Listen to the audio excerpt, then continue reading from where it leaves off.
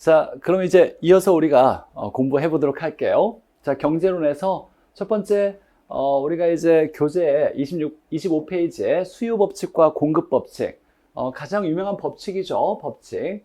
법칙이라는 건 예외는 있긴 하지만 우리가 이제 학계론을 배울 때는 예외 없이 적용한다고 생각하셔도 괜찮아요. 수요 법칙과 공급 법칙.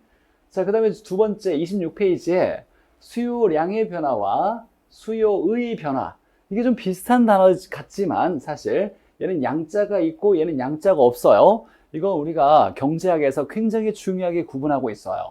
어떤 A 재화의 수요량의 변화라는 것과 수요의 변화는 전혀 다른 얘기예요. 그래서 이 다른 이 얘기가 뭔지 정확히 구분을 어떻게 해야 되는지를 배울 거고, 거의 매년 시험에 출제되고 답으로 정확하게 하나가 나오는 경우도 있고 지문에 반드시 소개되는 내용이니까 꼭 잘 정리해 놔야 되고. 자, 세 번째, 대체재와 보완재라는 게 있는데, 자, 얘는 두 개의 재화의 관계예요. 두 재화의 관계를 얘기할 때 대체재, 보완재 이렇게 얘기하는 건데, 자, 대체재는 비슷한 재화고 보완재는 서로 도와주는 관계예요. 다른 재화는 관련성이 없어요. 이 두 재화의 관계가 관련성이 있는, 서로 시장에서 연관성이 있는, 관련성이 있는 재화의 관계를 얘기해서 대체재와 보완재는, 대체재는 비슷한 재화, 보완재는 서로 도와주는 재화예요.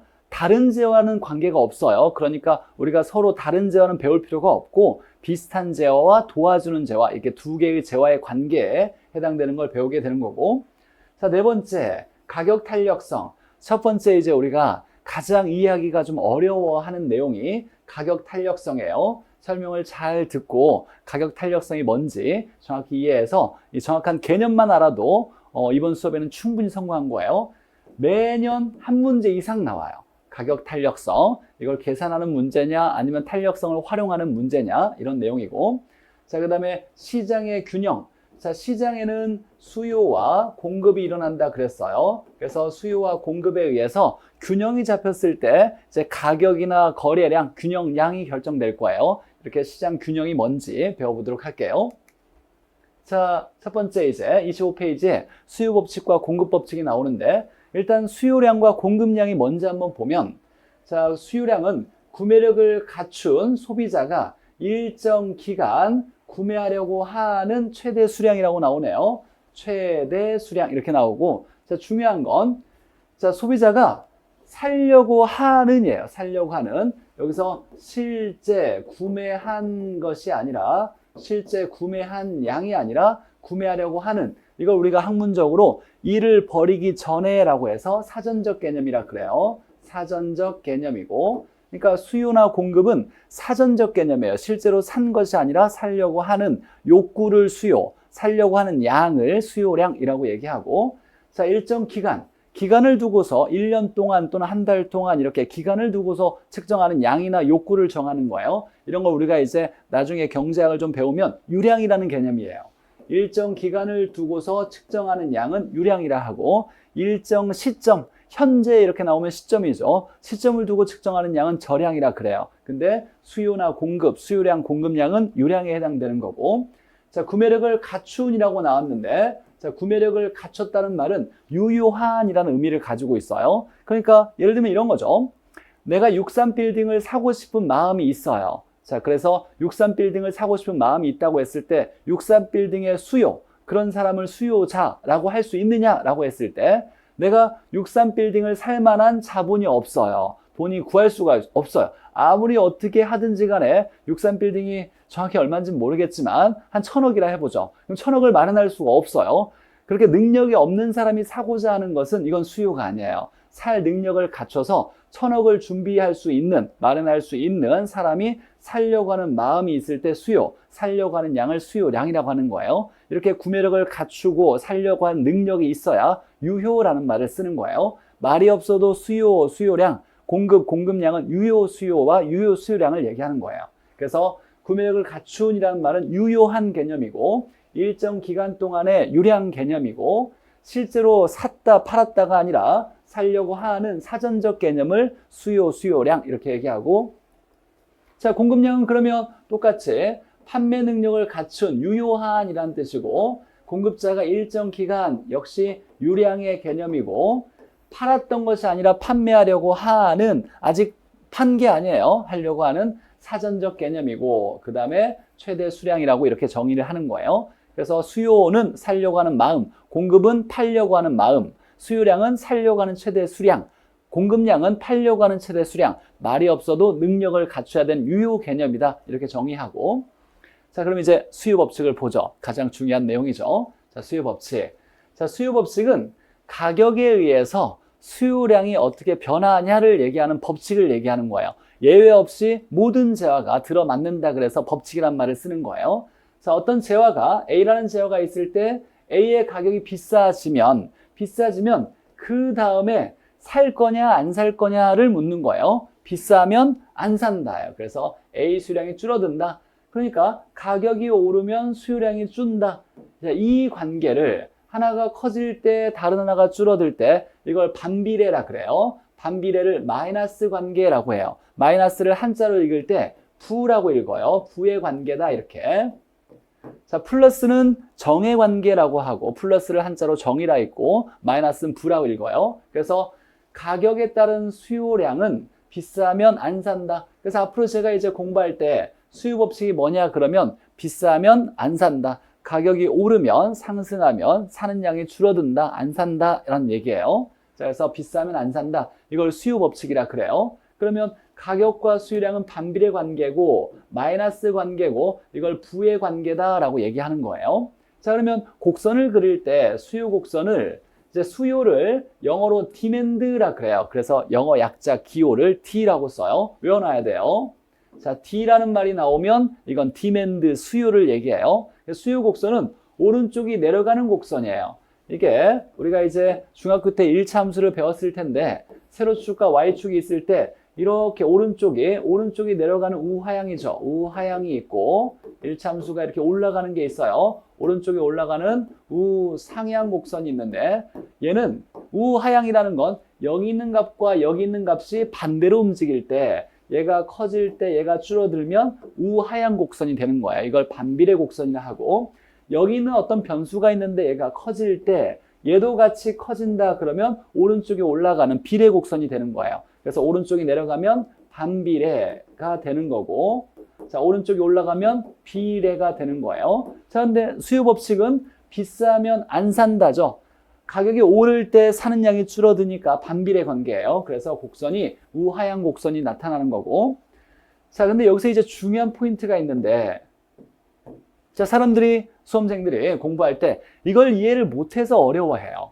자, 수요 법칙은 아무 때나 쓰는 것이 아니라 원인이 뭐일 때 가격이고 결과가 수요량일 때 성립하는 거예요. 그래서 가격에 의해서 야, 가격이 변할 때 사는 거야 안 사는 거야 수요량이 증가하는 거야 감소하는 거야 이걸 결정해 주는 것이 수요 법칙이에요. 비쌀 때는 무조건 안 산다. 쌀 때는 무조건 산다. 사는 양이 증가한다. 이 관계를 수요 법칙이라 그래요. 자, 그런데 이게 좀 어려운 것이 뭐냐면 만약에 한번 고민해 볼게요. A 가격이 상승했어요. 비싸졌어요. 자, 그러면 산다 안 산다? 안 산다요. 그러면 수요량이 A에 대한 수요량이 줄어들 거예요. 이게 무슨 법칙이다? 비싸면 안 산다. 가격부터 출발해서 수요량이 어떻게 변하냐라고 얘기하는 것은 수요 법칙이에요. 수요 법칙에 의해서 비싸면 안 산다. 이렇게 되는 거예요. 자, 그런데 이 다음에도 뭔가 변화가 일어날 수 있을 거예요. 그럼 우리가 이제 한번 생각해 볼게요. 이걸 모르면 사실 중개업할 수 없어요. 아파트를 살려는 사람이 많아요. 그러면 살려는 사람들이 경쟁을 하겠네요. 얼마 주겠다 이렇게 경쟁하면 그러면 그 재화의 가격이 어땠을까요? 나중에 올라가겠죠. 그 다음 일도 변하는 거예요. 수요량이 줄어들거나 수요량이 늘어나면 그 다음에 가격도 변하는데 서로 살려고 하면 가격이 오르고 서로 살려는 사람이 없어요. 살려는 사람이 없으면 가격이 내려가겠죠. 자, 그 다음에 A의 수요량이 줄어들면 그 다음에 다시 A 가격이 변해요. A 가격이 어떻게 변한다? 여기서 비싸면 안 산다 반비례를 적용하면 안 돼요. 수요 법칙은 이것만 얘기하는 거예요. 가격부터 출발해서 수요량이 어떻게 변하냐? 이게 수요 법칙이고 안 사게 되면 그 다음에 가격은 어떻게 될까요? 떨어질 거예요. 서로 많이 살려고 하면 가격은 오르고 서로 살려는 사람이 없으면 가격은 떨어지겠죠. 이걸 묻는 게 수요 법칙이 아니에요. 이건 우리가 언제 배울 거냐면 균형의 이동, 균형점의 이동에서 시장의 논리를 배울 때 쓰는 얘기고, 우리가 지금 배우는 수요 법칙은 이걸 얘기하는 거예요. 가격부터 출발해서 수요량이 어떻게 변하냐라는 걸로 끝나는 거예요. 당연히 선생님, 가격 오르면 수요량 줄면 다시 가격 내리잖아요. 이건 뭐 계속 끝없이 계속 반복되는 거예요. 이렇게 묻지 않고 우리가 공부하는 것은 딱 한 단계만 배우는 거예요. 수요 법칙은 가격부터 수요량이 어떻게 변하냐, 이걸 잘 이해해놔야 경제론이 이제 첫 번째 쉬워지는 거예요. 단추를 잘 끼울 수 있는 거예요. 수요량이 변할 때 가격이 변할 수도 있는데 이건 수요 법칙이 아니에요. 수요 법칙은 가격부터 출발해서 수요량이 어떻게 변하냐를 얘기하는 거예요. 그래서 비싸면 안 산다. 반대로 한번 해볼까요? 만약에 B라는 자가 가격이 싸졌어요. 싸지면 비싸면 안 사고 싸면 산다죠. 그러면 B의 수요량이 증가해요. 이렇게 증가할 거예요. 이게 뭐냐면 이게 수요 법칙이에요. 비싸면 안 사고 싸면 산다. 근데 그 다음도 변할 수 있죠. 수요량이 증가하면 B를 서로 사려고 하면 B의 가격이 어떻게 변해요? B의 가격이 상승하겠죠. 이건 수요 법칙이 아닌 거예요. 이건 수요 법칙이 아니고 나중에 균형점에 이동해서 배울 거고, 우리가 배우는 건 이게 수요 법칙인 거예요. 그래서 수요 법칙의 포인트는 원인이 가격이고 결과가 수요량일 때만 반비례로 성립하는 거예요. 비싸면 안 산다, 싸면 산다, 이렇게 되는 것을 수요 법칙. 자, 그럼 이제 공급 법칙은 어떨까요? 공급자는 물건을 비싸게 팔아야 이윤이 많이 남으니까 가격이 비싸지면 파는 양이 늘어날 거예요. 이렇게. 그래서 비싸면 팔 거예요. 자, 판다 안 판다는 이거 공급을 얘기하니까, 그래서 공급 법칙은 비싸면 판다. 역시 마찬가지로 가격부터 시작해서 공급량이 어떻게 변할 거냐를 따질 때 공급 법칙인 거예요. 그럼 결론적으로 수요 법칙과 공급 법칙은 가격부터 출발했을 때 수요량이나 공급량의 방향이 증가할 거냐 감소할 거냐를 정하는 법칙을 수요 법칙, 공급 법칙이라 그래요. 그럼 수요 법칙은 비싸면 안 살 거고, 공급 법칙은 비싸면 판다, 이렇게 되는 것을 수요 법칙, 공급 법칙이라 그래요. 자, 그러면 공급 법칙은 비싸면 파니까 커질 때 커지니까 비례 관계고 플러스 관계라 하고, 이 플러스를 한자로 정의 관계라고 얘기하고, 그러면 곡선을 그리면 비례 관계니까 오른쪽이 올라가는 곡선이 되겠네요. 이건 공급 곡선이에요. 그래서 이제 우리가 수요 곡선과 공급 곡선을 배워보면, 자, 경제학에서는 무조건 모든 사람들이 이렇게 하기로 약속을 했어요. 자, 경제학에서 수요 곡선과 공급 곡선을 그릴 때는 세로축은 이건 가격으로 쓴다. 이렇게 가격을 우리가 기호로 P라고 해요. 프라이스라고 하죠. 이 프라이스는 뭐 누구나 다 알고 있는 영어니까, 단어니까. 자, 그래서 세로축은 무조건 가격으로 쓴다. 자, 가로축은 Q라고 써요. 이 Q는 양인데 영어로 quantity라고 그래요. quantity. 그래서 Q라고 쓰면 이 기호 이제 알아둬야 돼요. 우리가 이제 경제론을 공부할 때는 P는 가격, Q는 양, 수량을 얘기하는 거예요. 자, 그럴 때 수요 곡선을 그릴 때 얘는 비싸면 안 산다요. 가격이 오를 때 안 산다. 그 곡선이 오른쪽이 내려가 있어야 반비례가 된다 그랬어요. 그래서 우하향이고 얘가 반비례 마이너스 관계다, 이렇게 얘기할 수 있겠죠. 자, 이걸 수요 곡선이라고 표현할 때 디맨드라고 써요. 디맨드, 수요를 디맨드 기호. 자, 이게 무슨 얘기냐면, 자, 이 선이라는 건 두 점을 연결한 선이 이제 선이 되는 건데, 여기와 여기 두 점이 있다고 해보죠. 그럼 얘로 갈 때 어떤 변화가 일어나야 되는지 본다라면, 자, 얘가 올라가야 되고 얘가 왼쪽으로 가야 돼요. 자, 얘가 화살표가 있는데 일단 보죠. 세로축을 볼 때 우리가 그래프를 볼 때는, 자, 얘가 위로 올라가면 가격이 커지는 거예요. 가격은 올라가면 일반적으로 상승한다, 내려가면 하락한다, 이렇게 얘기해요. 물론 뭐 증가한다, 감소한다 해도 괜찮은데 경제론을 공부할 때 이제 표현하는 것들을 다 통일시키기 위해서 이렇게 암묵적으로 하자. 물론 틀린 건 아니에요. 증가한다, 감소한다 해도 틀린 건 아니지만 일반적으로 올라가면 가격 상승, 내려가면 가격 하락이라 그러고, 자, 이 가로축에 보니까 오른쪽으로 가면 양이 증가한다, 왼쪽 가면 양이 감소한다, 이렇게 되는 거예요. 여긴 0이 될 거고, 그래서 올라가거나 내려가면 이 그래프상에서 올라가거나 내려가면 가격이 상승 하락이라 그러고, 오른쪽 가거나 왼쪽 가면 양이 변하는 거예요. 양이 증가, 감소하는 거예요. 자, 그러면 이 두 점을 연결 한번 시켜보면 얘가 얘로 가려면 일단 올라가야 돼요. 그러면 가격이 상승해야 되고 왼쪽 가야 되니까 양이 감소해야 돼요. 그래서 수요 법칙, 비싸면 안 산다. 반비례죠. 커질 때 작아지니까. 그래서 오른쪽이 내려가 있는 우하향 곡선은 반비례 곡선이다. 이렇게 얘기하는 거예요. 물론 반대로 이해해도 한번 보죠. 얘가 얘로 가려면 내려왔다가 이렇게 가야 돼요. 자, 그러면 내려와야 되니까 가격이 하락할 때 오른쪽 가니까 양이 증가돼야 돼요. 그러면 싸면 산다. 수요량이 증가한다. 이때 양은 수요를 얘기하니까 수요량을 의미하는 거예요. 그래서 역시 반비례 관계다라는 거고. 자, 그러면 기억해야 될 것은 수요 곡선은 비싸면 안 산다. 수요 법칙을 곡선으로 표현한 거고, 비싸면 안 산다니까 가격과 양이 반비례 관계예요. 그럼 곡선은 오른쪽이 내려가 있는 우하향 곡선이 된다. 이렇게 해석하는 거고. 자, 공급 곡선 보죠. 자, 공급은 비싸면 판다예요. 비싸면 판다. 가격이고 여기는 양이 이렇게 나와 있고. 자, 그러면 두 점을 봤을 때 얘가 올라간 다음에 오른쪽 이렇게 가야 되겠네요. 올라가면 가격이 상승할 때 양이 증가돼야 돼요. 그러면 비싸면 판다. 이때 양은 공급을 얘기하니까 공급량이라고 얘기해요. 그냥 양이라고 적어놨지만 수요를 얘기할 땐 수요량이라고 보는 거고 공급을 얘기할 때는 공급량이라고 보는 거예요. 자, 그러면 얘가 커질 때 커졌으니까 오른쪽에 올라가는 우상향 곡선은 플러스 관계, 비례 관계라고 얘기할 수 있겠네요. 커질 때 커지니까 비싸면 판다. 자, 그러니까 공급 곡선은 S라고 쓰는데 이건 영어로 서플라이라고 해요. 공급이 서플라이예요. 그래서 S는 공급, D는 수요, P는 가격, Q는 수량. 일단 이 기호 4개는 좀 기억해 놔야 되고 이걸 이해하려면 이 기호를 알아야 되니까.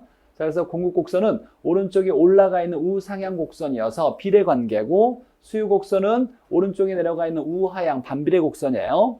자, 수요 곡선과 공급 곡선은 수요 법칙이나 공급 법칙을 곡선, 그래프로 나타낸 거예요. 비싸면 안 산다. 이렇게 되는 거고 얘는 비싸면 판다. 비례 관계를 나타낸 거죠. 그래서 수요 곡선은 오른쪽이 내려가 있다. 자, 오른쪽이 내려가 있는 곡선은 무조건 반비례예요. 그럼 이제 우리가 학계론을 공부할 때 다양한 그래프를 배울 건데 예를 들면 이렇게 보죠. 여기가 수익이라고 하고 여기가 위험이라고 해보죠. 그럼 이 곡선은 이렇게 돼 있는 곡선이 있어요. 자, 얘는 오른쪽이 올라가 있죠. 오른쪽이 올라가 있어요. 우상향돼 있어요. 그러면 우상향은 비례 관계죠. 그러면 이게 의미하는 게 뭐냐? 여기 있는 값과 여기 있는 값이 이게 비례 관계다를 얘기하는 거예요. 비례 관계. 그렇다는 얘기는 얘 커질 때 얘도 커진다. 그래서 위험이 커질수록 수익이 높아진다. 이거 우리가 일반적으로 이런 얘기를 써요. 하이 리스크, 하이 리턴. 하이 리스크, 리스크는 위험해요. 위험이 클수록 리턴은 들어오는 수익을 얘기하는 거예요. 그래서 수익이 커진다. 그래서 비례 관계를 얘기하는 거예요. 위험이 클수록 수익이 커진다. 또는 이런 것도 있죠. 예를 들면 어떤 곡선이 외곽으로 갈수록 이게 거리라고 해보죠. 거리가 멀어질수록 도심과의 거리가 멀어질수록 지가가 어떻게 변하냐 했더니 이렇게 낮아지고 있어요. 그럼 얘는 오른쪽이 내려가 있죠. 우하향이에요.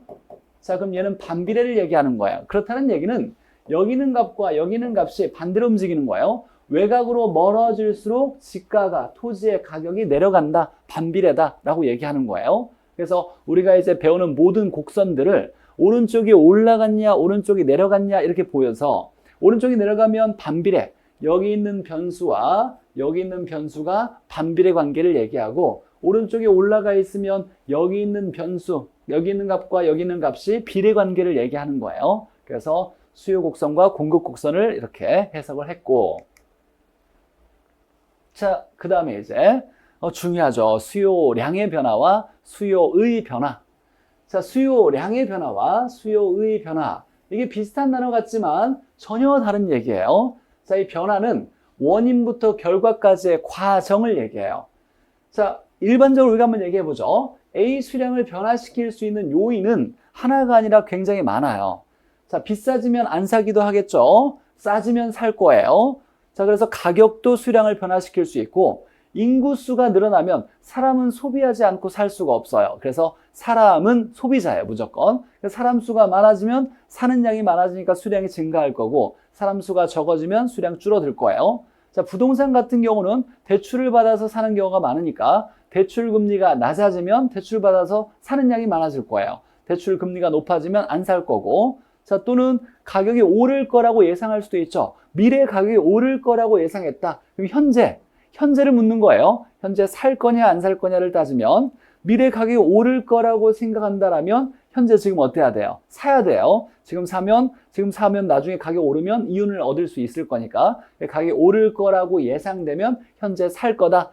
나중에 가격이 미래에 떨어질 거라고 예상하면 지금 사지 않아야죠. 지금 사면 나중에 손해를 볼 수 있으니까. 그래서 가격에 대한 예상, 금리, 인구수, 소득, 돈 벌면 살 거고 돈 안 벌면 못 살 거고, 가격, 여러 가지 변수가, 여러 가지 요인들이 수요량을 변화시킬 수가 있어요. 그래서 다양한 요인이, 이건 요인이죠. 수요 변화 요인인데 원인을 얘기하는 거예요. 원인이 수요량을 변화시킬 수 있을 건데 이걸 경제학에서는 딱 두 개로 구분해요. 두 개로 구분했을 때,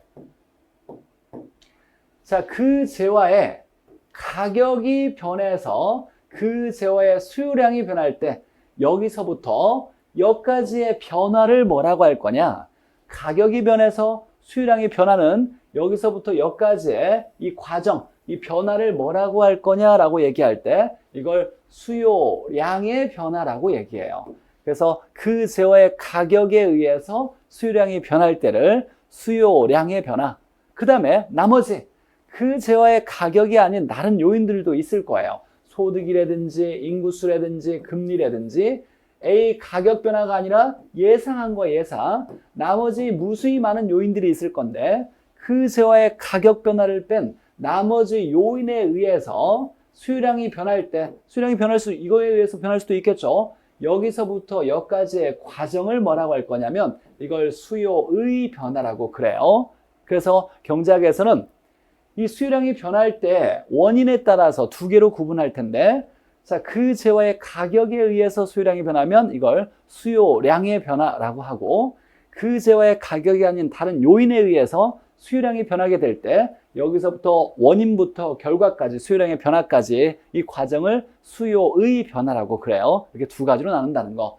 이렇게 두 가지로 나눠놨을 때 이 결과가 큰 차이가 나타나요.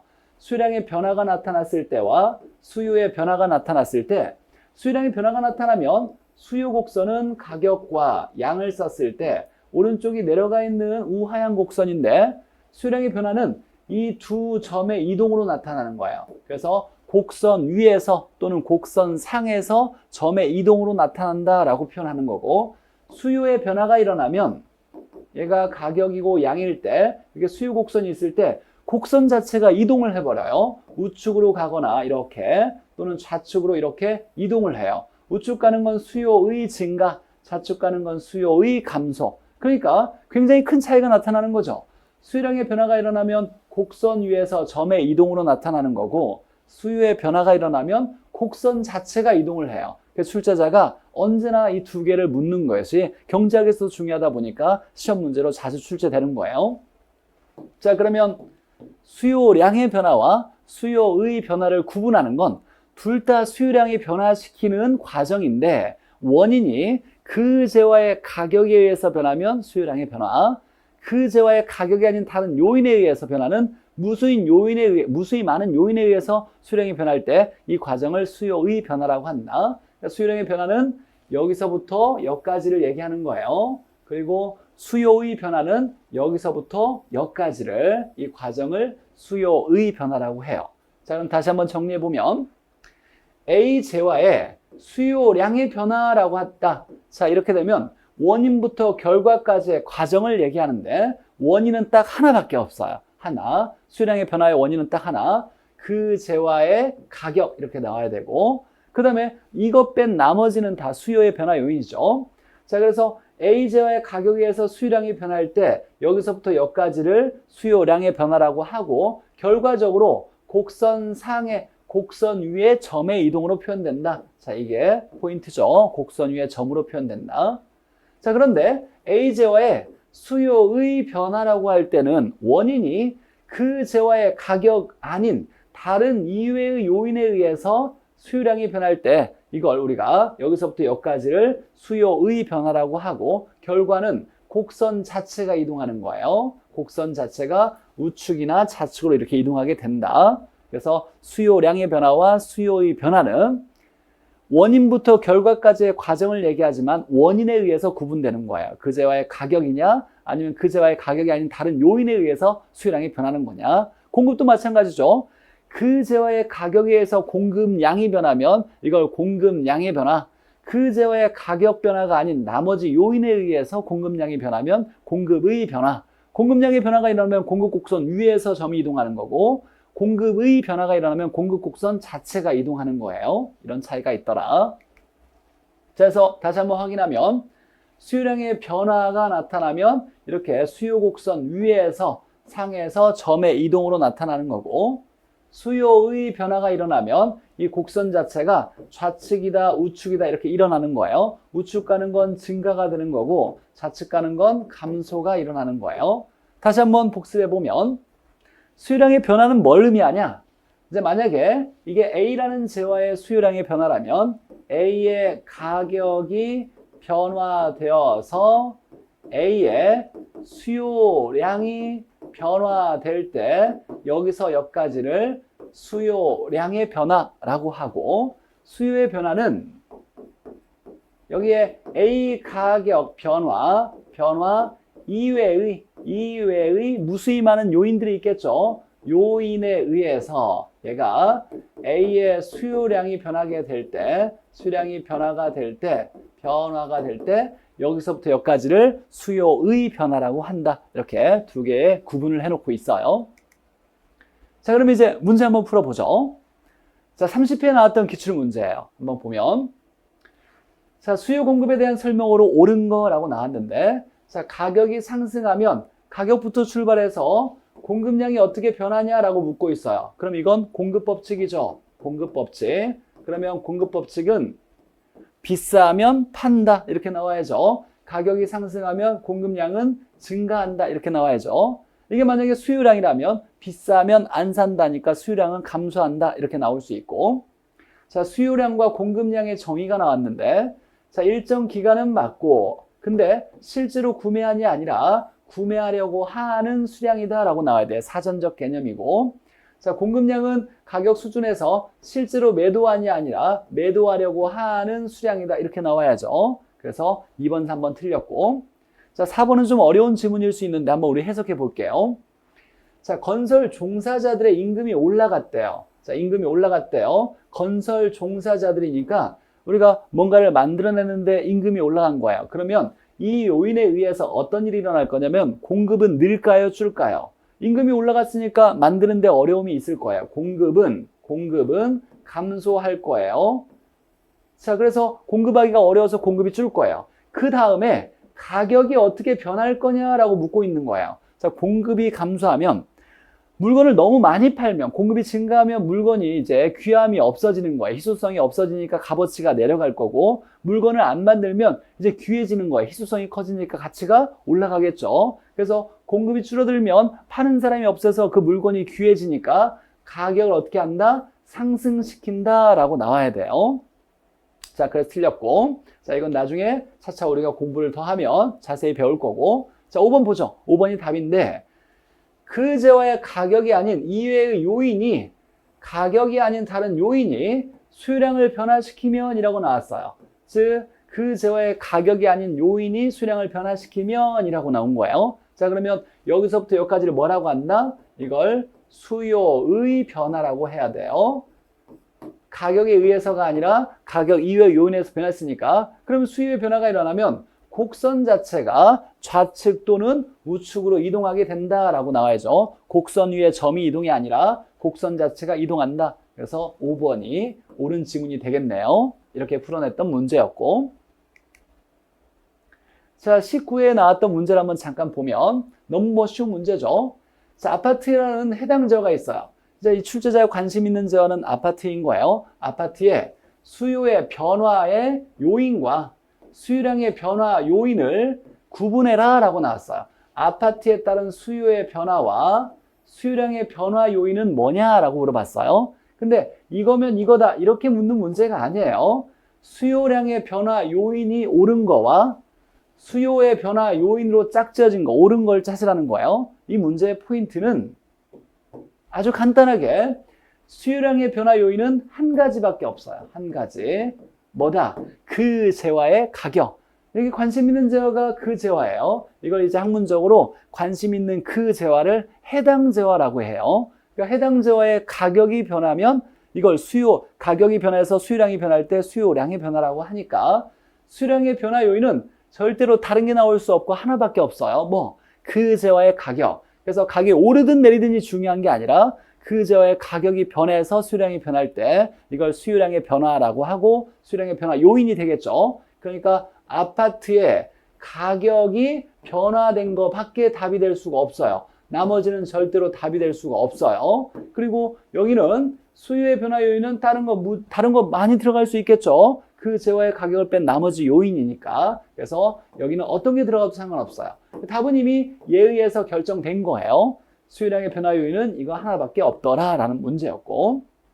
자, 그러면 이제 이번에는 두 재화의 관계에서 한번 배워보도록 할게요. 두 재화의 관계가 우리가 이제 서로 관련성이 있는 재화를 얘기하는 거예요. 관련성이 없는 건 전혀 시장에 영향을 주지 않으니까 시장에서 서로 관련성이 있는 재화, 관련된 두 재화의 관계를 볼 때 우리가 두 재화의 관계를 대체재 관계냐 보완재 관계냐 이렇게 얘기해요. 만약에 A와 B가 이렇게 대체재라고 한다면 A는 B의 대체재 또는 반대로 B는 A의 대체재 이렇게 서로 대체재라는 말을 쓸 수가 있어요. 자, 그럼 한번 내용을 보죠. 자, 두 재화의 관계, 관련된 재화예요. 서로 관련성 있는 재화인데 시장에 관련성 있는 재화가 두 가지가 있는데 첫 번째, 두 재화의 효용이 비슷한 재화. 우리가 이제 공부하다 보면 효용이 나오는데 효용은 소비자에게 만족을 주는 정도, 필요나 욕구에 만족을 주는 정도를 효용이라 그래요. 효용이 비슷한 재화예요. 만족을 주는 정도가 비슷한 재화를 얘기해요. 예를 봤더니 코카콜라와 펩시콜라가 있어요. 그럼 우리가 이제 콜라 좋아하시는 분이 탄산음료 콜라를 먹으려고 할 때 내가 이걸 마셨을 때 느끼는 만족도가 코카콜라와 펩시콜라가 비슷하죠. 어떤 분들은 이제 나는 코카콜라만 마신다 이런 특이한 개별적인 성향이 있을 수도 있지만 일반적으로 봤을 때 만족을 주는 정도가 비슷할 때 우리가 대체재 관계라 그래요. 얘가 없다라면 얘를 사 먹을 수도 있고 얘가 없다라면 얘를 사 먹을 수 있는 거 두 개 비슷한 거. 예를 들면 소주 좋아하시니까 참이슬과 처음처럼 이렇게 참이슬과 처음처럼이 만족을 주는 정도가 비슷한 거예요. 이런 걸 대체재라 그래요. 나는 참이슬만 먹는다 이런 거 말고 이런 분들은 좀 제외시키고 두 재의 효용이 비슷한 재화를 대체재라 그래요. 자, 그래서 구분 방법은 A와 B 두 재화의 대체 관계라고 한다라면 이제 이걸 이해해야 되는데 자, 두 개가 효용이 비슷하대요. 만족을 주는 정도가 비슷하대요. 근데 이제 소비자가 하나를 사 먹으려고 하는 거야. 하나를 사 먹으려고 할 때 두 개가 있을 때 내가 A를 사 먹었다. 그럼 이 만족이 됐어요. 그럼 B는 사 먹을 필요가 없어요. 비슷하니까. 또는 하나를 사 먹으려고 할 때 두 개가 있는데 B를 사 먹었어요. 그럼 이 B를 사서 만족이 됐으니까 비슷한 효용을 주는 A는 사 먹을 필요가 없겠네요. 그래서 두 재화가 대체재냐를 구분할 때는 하나를 샀을 때 다른 걸 안 산다라면 두 개는 비슷했던 거예요. 그래서 하나 사서 이미 만족을 줬으니까 다른 건 필요가 없구나라고 해서 살 때 안 사면 대체재 또는 반대로 안 살 때 사면 대체재가 되는 거예요. 자, 그래서 두 재화의 수요의 방향이 반대일 때 이걸 두 재화가 대체재 관계다라고 얘기해요. 자, 그러면 이제 이런 거죠. A의 수요가 증가할 때 증가했더니 A가 수요가 증가했대요. 근데 느닷없이 시장에서 전혀 다른 B라는 재화가 얘에 의해서 연관성에 의해서 관련되어서 B의 수요가 감소했대요. 이런 일이 일어난 거예요. 자, 그러면 A의 수요가 증가해서 A를 많이 샀는데 시장에서 느닷없이 B의 수요가 막 줄고 있는 거예요. 그러면 A와 B는 뭔가 관련성이 있어요. 관련되었구나. 관련된 재화인데 살 때 안 샀으니까 A와 B는 무슨 관계다? A와 B는 대체재 관계다 이렇게 얘기하는 거예요. 대체재 관계다. 왜냐하면 두 개 비슷하니까 A를 사서 A로 만족을 받았으니까 더 이상 B는 필요가 없었던 거예요. 이렇게 되는 것이 대체재 관계예요. 자, 근데 이제 우리 시험 문제는 이렇게 나오지 않고 가격부터 출발해요. 자, 이런 거죠. A의 가격이 올랐는데 시장에서 느닷없이 B의 수요가 증가했대요. 이렇게 문제가 출제되는 거예요. 그러면 A와 B는 무슨 관계냐? 이렇게 해석하는 건데, 자, 보니까 A의 가격이 올랐는데 A를 사냐 안 사냐가 아니라 갑자기 느닷없이 B의 수요, B를 많이 사게 됐다는 얘기죠. 자, 그러면 A와 B는 뭔가 관련성이 있어요. 그래서 관련 재화가 맞는데, 자, 이건 무슨 관계냐라고 할 때, 이제 이걸 해석할 때 우리가 수요 법칙을 쓰는 거예요.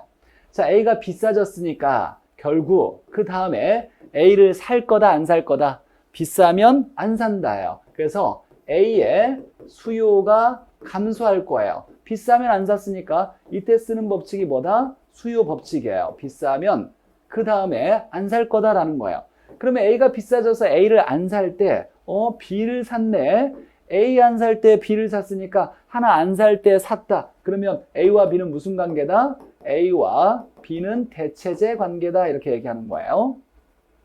자, 그러면 우리가 결론적으로 해석할 건, 살 때 안 사면 대체제인데 가격부터 나올 때 이걸 해석할 때는 수요 법칙을 써서 비싸면 안 사고 싸면 산다라는 걸 수요 법칙을 적용해서 사냐 안 사냐로 바꿔서 살 때 안 사냐 안 살 때 사냐 이렇게 따져보는 거예요. 자, 그러면 한번 해석해보죠. A 가격이 비싸졌어요. 자, 그러면 수요 법칙 비싸면 안 산다.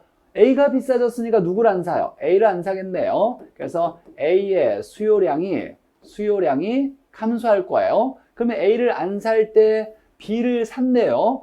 A 안 샀는데 느닷없이 시장에서 B를 사게 됐대요. 그러면 A와 B가 관련성이 있는 거예요. 무슨 관련성? 대체제인 거예요. 서로 비슷하니까 살 때 안 샀다. 그래서 코카콜라를 살 때 펩시콜라를 안 사게 되는 거죠. 살 때 안 산다. 이런 지문 나와도 쉽게 우리가 대체제라는 걸 찾을 수 있어야 되겠죠. 자, 결론은 살 때 안 사냐 이렇게 나오면 살 때 안 산다 나오면 대체제인 거예요.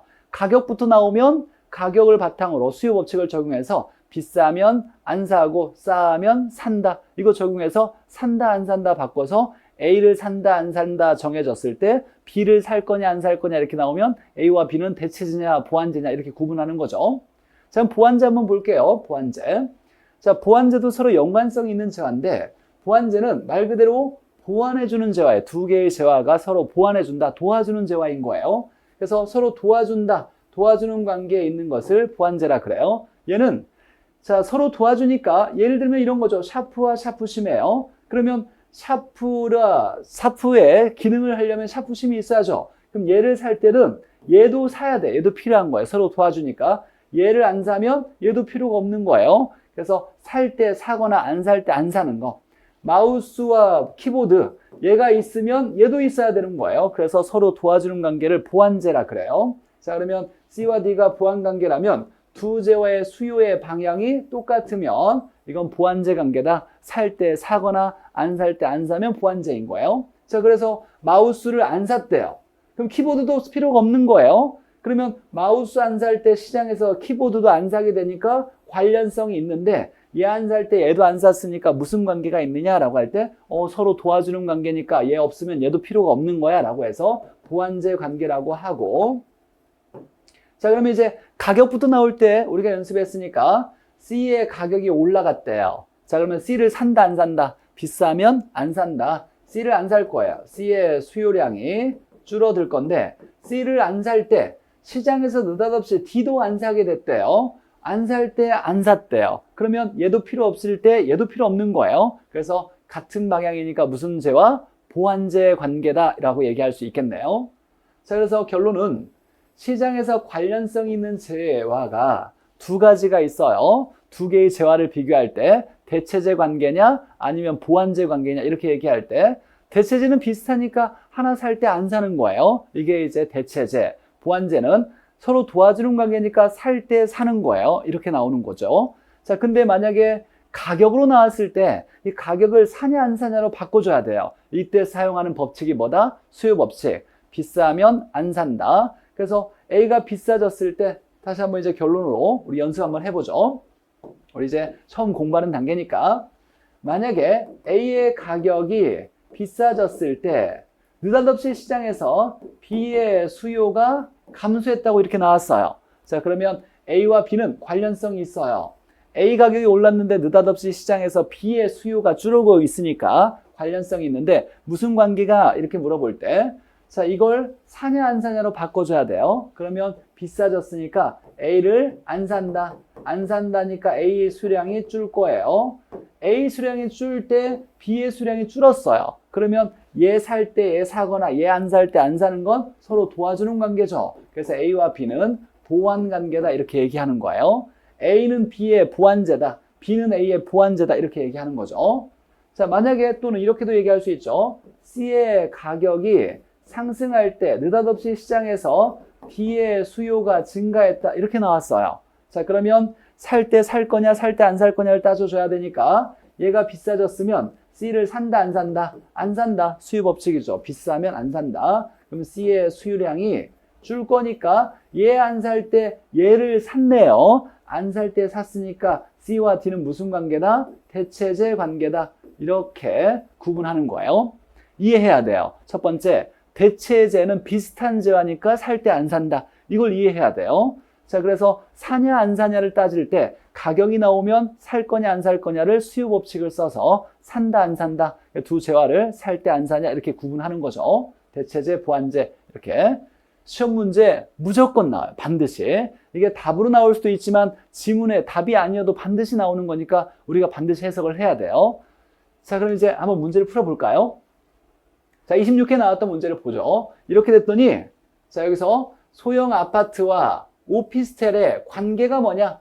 두 개의 재화의 관계를 물어볼 때는 대체제냐 보완제냐 이렇게 묻는 거예요. 관련성의 재화. 자, 그러면 이렇게 대체제 보완제, 대체제냐 보완제냐, 이 독립제나 정상제, 열등제 이건 나중에 배울 건데 정상제와 열등제는 소득에 따라서 돈 벌 때 사게 되면 이 정상제는 소득이 높아질 때 재화를 많이 사게 됐다. 이건 정상제예요. 근데 열등제는 소득이 높아질 때 오히려 안 사는 재화가 있어요. 수요량이 줄어드는 재화는 열등제라 그래요. 이건 소득에 따라서 구분하는 거고 두 개의 재화의 관계를 볼 때는 대체제냐 보완제냐 이걸 구분하는 거예요. 그래서 답은 1번 아니면 2번일 건데 이런 독립제 같은 걸 우리는 안 배워요. 독립제 이런 거 신경 쓰지 마시고 자, 보완제 대체제. 그럼 결론은 살 때 안 사면 대체제, 살 때 사면 보완제죠.